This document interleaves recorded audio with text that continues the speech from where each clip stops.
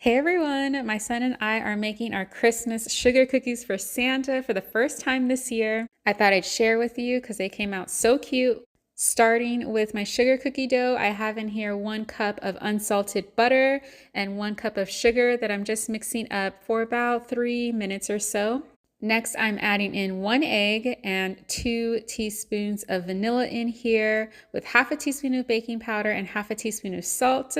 I can tag the full recipe for you down below if you're interested in these from the original creator. And she did say that when adding in the 2 3/4 cup of flour to try and mix it by hand, so to avoid over mixing, you need to chill your dough in the fridge for about an hour. But honestly, I chilled it overnight just because I didn't have time to finish that day.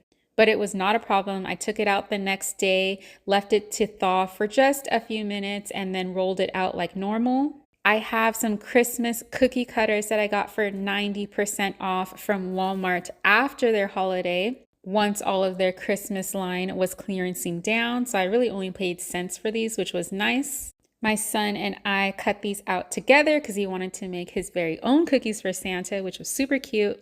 I got these in the oven at 350 degrees. The recipe said 7 to 8 minutes, but mine took closer to 11 to 12 minutes once they got a little golden underneath.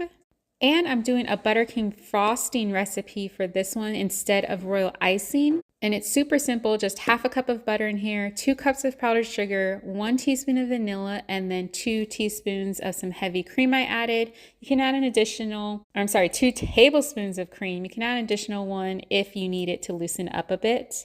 But this was super simple. I just did it with a hand mixer and it came together really fun and easy. For my cookies for Santa plates, I got these 90% off at Hobby Lobby last year. So $6.99, I only paid 69 cents for my plates.